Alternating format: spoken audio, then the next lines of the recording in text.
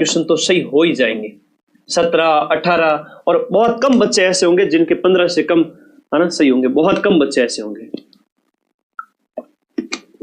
एक बार सभी बच्चे शेयर कर दो। अब वो हैकर की औकात नहीं है, चला गया, पक गया। मेरा जब भी हैकर आएगा अभी आगामी 20 दिन में, पता है कि ऑल राजस्थान 4th ग्रेड को सबसे ज्यादा मदन सर ही पढ़ा रहे हैं। अब 4th ग्रेड क्यों हो, RS प्री लियो, मैं तो RS प्री पढ़ा दूं, 1st ग्रेड लियो, टॉप से टॉप एग्जाम और ग्रेड के अंदर छोटे से छोटा एग्जाम और ग्रेड के अंदर बड़े से बड़ा एग्जाम। नौकरी तो नौकरी है, जिसको चाहिए वो लेगा। तो ऐसा नहीं है कि भाई 4th ग्रेड एंड पियोन को मैं नहीं पढ़ूंगा, ऐसा कभी नहीं है। मेरा एक ही उद्देश्य है, बच्चे को नौकरी दिलाना। ठीक है, RS प्री में भी सबसे पहले प्रूफ दिए थे, सबसे ज्यादा प्रूफ। ठीक है, तो वो कोई बड़ी बात नहीं है, माइंड मैप इसी के लिए जाना जाता है।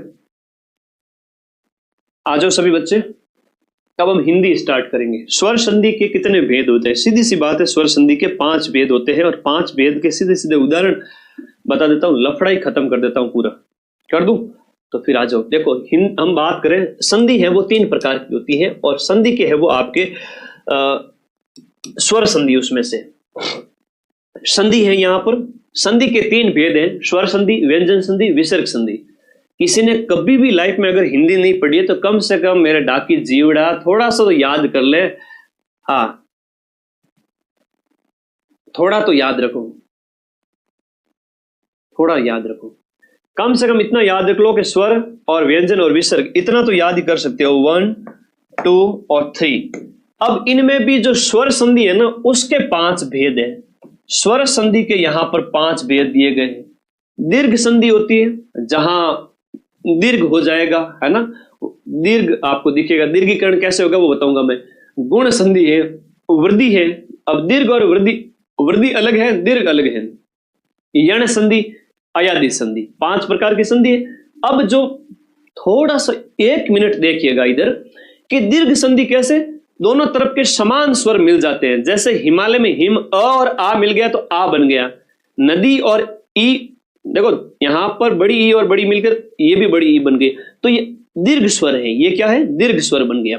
तो शब्दों के बीच में बड़ी मात्रा आपको देखने, सीधा सा अगर कोई स्वर संधि पहचानिए, तुम्हें ज्यादा ज्ञानी नहीं बनना है। शब्दों के बीच में अगर बड़ी मात्रा दिख जाए मतलब दीर्घ स्वर संधि है, बड़ी मात्रा मतलब दीर्घ स्वर संधि। गुण संधि के अंदर ए, ओ और अर आएगा ऐसे, जैसे सुरेंद्र, परोपकार, महर्षि, महर्षि, है ना। तो इसमें क्या होता है कि अ, एक तरफ तो अ और आ होता है, दूसरी तरफ ई, उ और री होता है। तो ई होता है तो ए हो जाता है, उ होता है तो ओ हो जाता है, री होता है तो अर हो जाता है। ए, ओ और अर वाला कहीं भी दिखे तो ऐसा थोड़ा दिमाग में सेट करो इसको। गुण संधि के उदाहरण होते हैं वो सारे के सारे, सुरेंद्र है, महेंद्र है, परोपकार है ना, इस तरह से। वृद्धि संधि के अंदर क्या होता है कि एक तरफ तो अ और आ है और दूसरी तरफ ए है, ए और ऐ, तो ऐ हो जाता है, ऐ और औ हो जाता है। जैसे तथैव, यथैव, वनौषध, बड़ी मात्रा है ना, ये वृद्धि हो रही है। शब्दों के बीच में ए और औ की मात्रा होती है ना, ये ध्यान रखना है। इसमें तो क्या होता है, बड़ी मात्रा। इसमें क्या हो जाता है, ए और औ। तो ए और औ है, ओ नहीं है, औ है। तो मेरे भाई ये वृद्धि हो रही है, ए और औ में वृद्धि हो रही है, ये वृद्धि हो रही है। ठीक है, ये वृद्धि हो रही है और वो दीर्घ है। दीर्घ मतलब बड़ी, दीर्घ मतलब बड़ी, वृद्धि मतलब ए और औ। गुण मतलब ए, ओ और अर हो जाएगा, ई, उ और री का। अब इधर यण संधि देखो, य से यण संधि। अब य से यण संधि और य से य व र दिखेगा आपको, आपको शब्दों में य व और र दिखेगा। जैसे अत्यधिक, य आ गया। स्वागत व, पितृपदेश, ये थोड़े ज्यादा आते हैं, पितृपदेश, मातृपदेश, है ना। तो इस प्रकार के उदाहरण थोड़े ज्यादा होते हैं। अगर किसी बच्चे ने ये उदाहरण भी रट लिए ना, तो इसके मिलते जुलते वो संधि सही करके आ जाएंगे। इसके जो मिलते जुलते संधि सही करके आ जाएगा। ठीक है, बड़े सिंपल से प्रश्न है।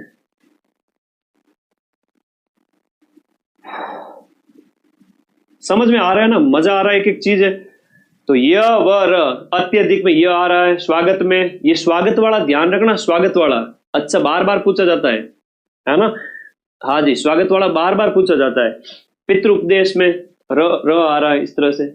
भिन्न स्वर आ जाए ई, उ और री के बाद में, इसमें तो ई, उ, री आ रहे थे, और यहां पर ई, उ, री के बाद में भिन्न स्वर आ जाए। जैसे ई यानी अति, ई के बाद में इसमें ऊ है, इसमें री है, इनके बाद में अलग अलग स्वर आ गए तो वो भिन्न स्वर बन जाएंगे य व र में। और फिर अयादी संधि के अंदर अयादी, अयादी जो पांचवें प्रकार का जो है स्वर संधि का उदाहरण है, इसमें अय आय अव आव, नयन नायक गायक, अय आय अव आव, पवन नाविक, आवक पावक अग्नि, अय आय अव आव, इस प्रकार का शब्द कहीं भी दिख जाए समझ लेना उसमें आपकी अयादी स्वर संधि है। तो ये संधि का एक फोटो ले लो यार, इस सिर्फ उदाहरण भी रट लिया ना तुमने तो भी तुम उड़ा दोगे कि भाई हाँ इसको, अगर इसका स्क्रीनशॉट किसी बच्चे के पास में, वो संधि सही करेगा ही करेगा। ले लो स्क्रीनशॉट। और मजा आया ना? हाँ, इसीलिए कहते हैं कि स्कूलों में जाते थे ना हम, जब स्कूल जाते थे ना बेटा, पढ़ाई के लिए रोते थे हम, रात दिन एक करते थे। मेरी मम्मी टेंशन करती थी कि ये बच्चा रात को सोता क्यों नहीं है। तो भाई चिमनी की रोशनी में पढ़ते पढ़ते नींद आती थी। सर्दियों में ऐसा होता था कि ऊपर की एक बार तो हुआ, मेरे जो कैप पहनी हुई थी वो भी जल गई थी, है ना, बाल जलते जलते बचे, वरना आज में गंजा हो जाता। तो कहने के बाद ये पढ़ाई के प्रति जुनून बहुत था, बेसिक्स स्ट्रांग है, बचपन से ही पढ़ाई के प्रति प्यार बहुत है। ठीक है, इसीलिए तो एक साल में 1 मिलियन बच्चे होने जा रहे हैं भाई। ये भगवान का आशीर्वाद है, माता पिता की जो है उनकी जो शिक्षा, माँ सरस्वती का आशीर्वाद, और सबसे बड़ा तुम्हारा प्यार। ये संधि समझ में आई कि नहीं आई? सीधी सीधी सिंपल सी संधि थी, आगे समझ में एकदम जोरदार। तो अब देखो भवन में क्या, कौन सी संधि है? अब भवन में आप बता दोगे अव हो रहा है, कौन सा हो रहा है भवन में? अव हो रहा है। अव कहां पर है? ओ और भिन्न स्वर आएगा, ओ और भिन्न स्वर आएगा, भ और अन होगा। सीधी सी बात है, भ और अन होगा। अरे होगा कि नहीं होगा ये बताओ ना? होगा ना? हाँ, तो भ और अन होगा, तो कोई बड़ी बात नहीं है। इसका स्क्रीनशॉट हर बच्चे की जेब में होना चाहिए। नहीं हुआ नहीं तो मैं क्लास से बाद में डांटूंगा, फिर ले आओ स्क्रीनशॉट। और ये उदाहरण रटने हैं ज्यादा से ज्यादा, बस ये इतना ही कर लो बहुत है। फिर 5 मिनट में भी कोई बच्चा संधि समझ सकता है, सिर्फ 5 मिनट में भी। और किसी को ज्यादा विद्वान बनना है तो फिर पढ़ते रहो किताबें, क्वेश्चन तो यहीं से आने हैं। संधि का क्वेश्चन आएगा, इससे बाहर नहीं जाएगा। अयादी स्वर संधि, ठीक है ना? हाँ, कम समय में ज्यादा पढ़ो बेटा, कम समय में एग्जाम निकल जाएगा। ओके, गिरीश में कौन सी संधि है? देखो गिरीश में ई की मात्रा आ रही है, ई बड़ा हो रहा है, गिरीश में दीर्घ संधि है। इसमें क्या, कौन सी संधि है? इसमें आपके दीर्घ संधि है। भानुदय में कौन सी संधि है? भानु में देखो यहां पर जो है आपकी ऊ बड़ी मात्रा दिख रही है। भानु देखो क्या होता है कि 2 शब्द है इसमें और स्वरों का मेल हो रहा है, भानु और उदय है, तो ऊ बड़ा हो गया, दीर्घ संधि का उदाहरण है। किस क्रमांक में वाक धन ईश की संधि है? वाक धन ईश में किसकी संधि है? वाक धन ईश के अंदर किसकी संधि है? तो वागीश हो गया, वाक धन ईश के अंदर ये वागीश हो गया। एक एक शब्द का सही संधि विच्छेद कौन सा है? अब देखो ये आपकी वृद्धि संधि हो रही है, एक एक में क्या हो रहा है? वृद्धि संधि हो रही है। और एक धन एक, एक धन एक है वो आपका वृद्धि संधि। ए ओ और अर आया था, मैंने बताया था, ए ओ और अर, तो एक एक है वो आपकी वृद्धि हो रही है। दीर्घ नहीं करना, दीर्घ तो हिमालय है, विद्यालय है, इस तरह से।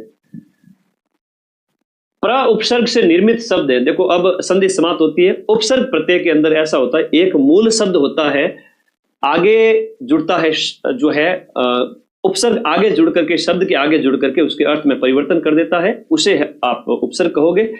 अब प्र उपसर्ग से बना हुआ शब्द, अब आपको इसमें शब्द बनना चाहिए। अब आप जब देखोगे इसको तो अगर शब्द नहीं बना तो कोई मतलब नहीं। जैसे योग है, एक शब्द होता है, आगे प्र जुड़ गया तो प्रयोग हो गया।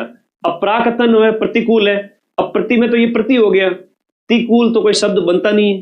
तो उपसर्ग को अलग करने का फॉर्मूला बता देता हूं मैं, बड़ी बात नहीं बोलूंगा, फॉर्मूला ये बता देता हूं कि मूल शब्द को अलग करिए, उपसर्ग अपने आप अलग हो जाएगा। कई बार होता है दिखने वाली चीज सही नहीं होती है तो थोड़ा ध्यान देना पड़ेगा।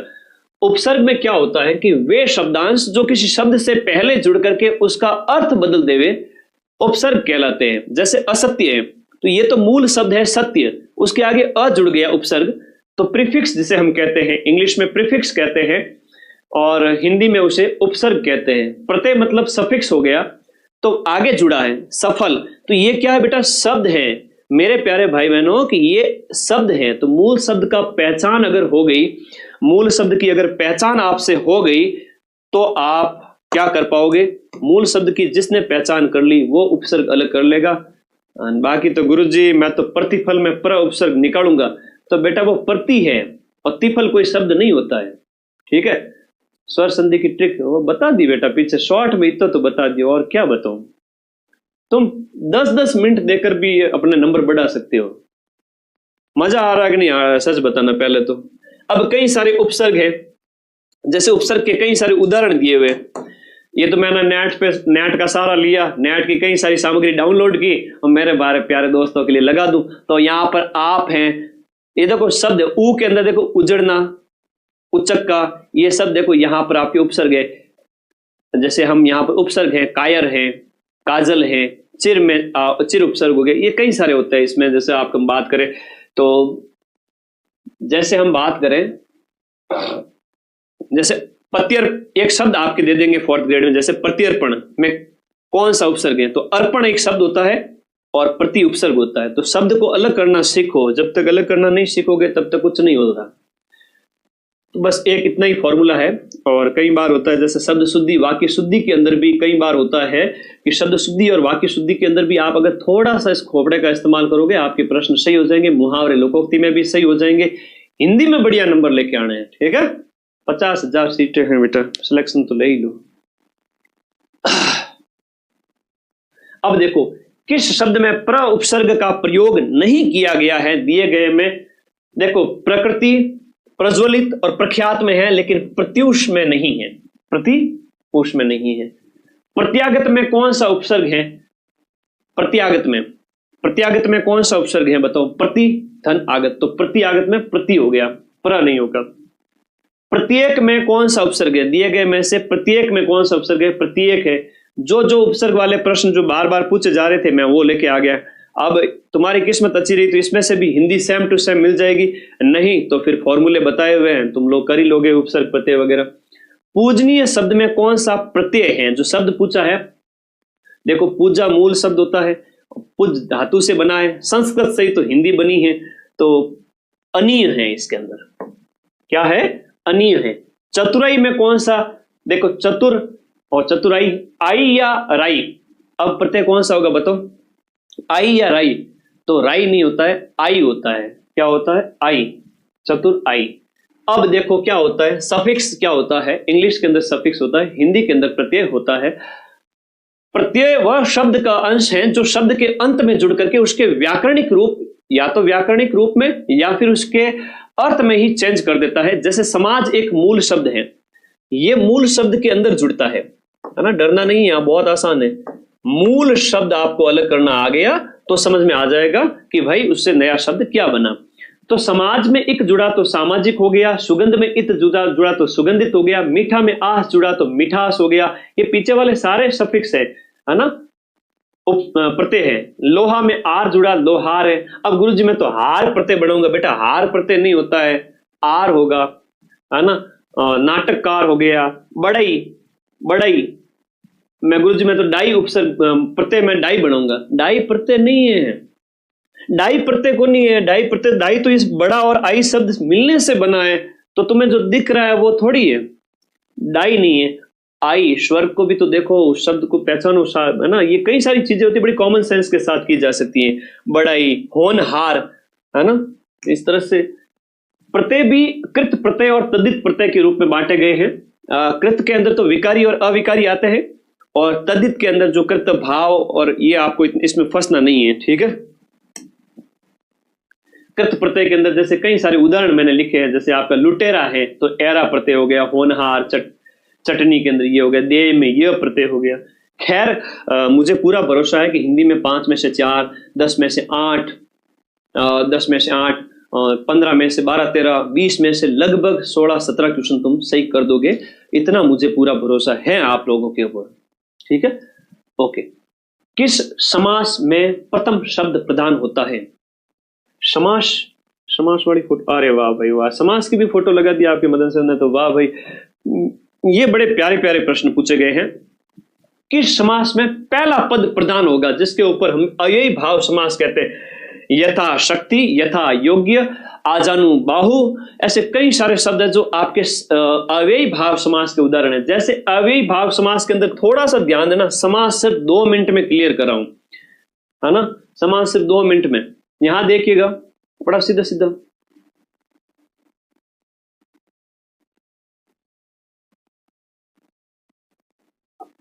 मूल शब्द को अलग करोगे ना, हाँ कोई बात नहीं है तो पढ़ लो आगे, तो फिर कहोगे अधीनस्थ बोर्ड का भरोसा मत करो कि अधीनस्थ बोर्ड के सर हमारे 4th ग्रेड सिलेबस में समास नहीं है। मैं एक चीज बताता हूं तुम्हें, आ जाओ इधर आओ।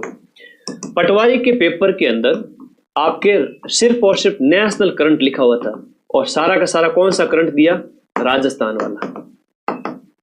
तो भरोसा मत करो पटवारी के ये अधीनस्थ बोर्ड के ऊपर, और नहीं है तो बेटा तुम मत पढ़ो, स्किप करके आगे बढ़ जाओ। और जिस समय क्वेश्चन आ गया तो 2 नंबर उन बच्चों के ज्यादा आएंगे जो पढ़ के गए। 2 मिनट लगेंगे, बस पढ़ लो। हम बात करें, मैं फिर से कह रहा हूं, अधीनस्थ बोर्ड पे भरोसा मत करो मत करो मत करो, ठीक है। अव्ययी भाव समास की बात करें, जैसे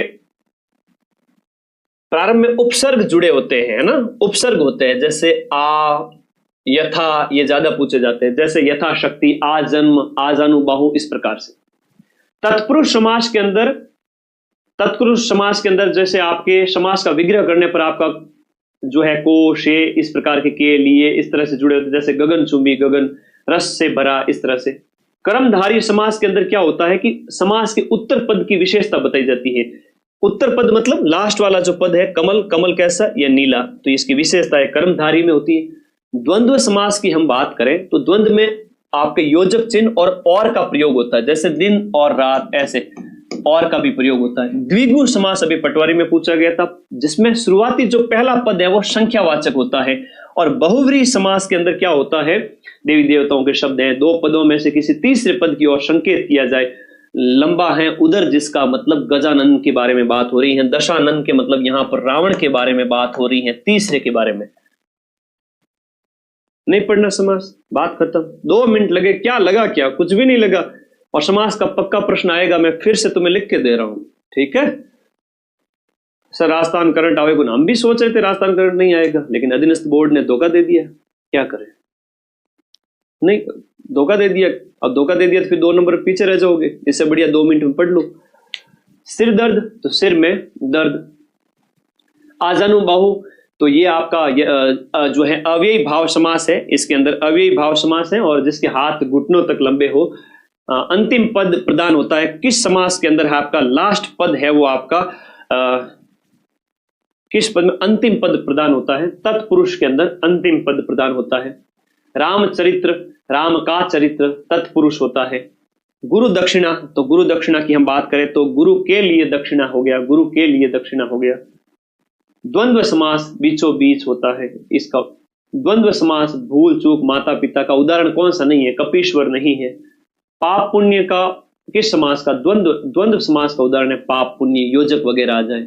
मैं फिर से कह रहा हूं, समास, संधि, उपसर्ग, प्रत्यय सारे पढ़ के जाने हैं, ठीक है। पाप पुण्य में द्वंद्व समास हो गया। त्रिफला, 3 आ गया, अक्षर है ना, त्रिफला द्विगु हो गया। नवनिधि में द्विगु हो गया। बहुव्रीहि के अंदर यहां पर बात करें, जैसे यह आपका चंद्र है जिनके शिखर पर भगवान शिव के बारे में कह रहा है, ये आपका कर्मधारी है, राजा का कुमार है तो तत्पुरुष है। चंद्रचूड़ है वो आपके बहुव्रीहि समास है, ये भी पटवारी में भी पूछा गया था, चंद्रचूड़ वाला, ठीक है। तो अच्छे प्रश्न है, बार बार पूछे जा रहे हैं, देख लीजिएगा। बहुव्रीहि, भगवान शिव के बारे में बात हो रही है। तीसरा अर्थ है, दोनों पदों में विशेष्य और विशेषण उपमेय उपमान की बात हो रही हो, विशेषताएं बताई जा रही हो। कर्मधारी, नील कमल है, जैसे कर्मधारी समास वगैरह हो गया। हिंदी बहुत सरल है, जिसका समझ में आ गई थानेदार पास कर देगा, ठीक है। और जिसके समझ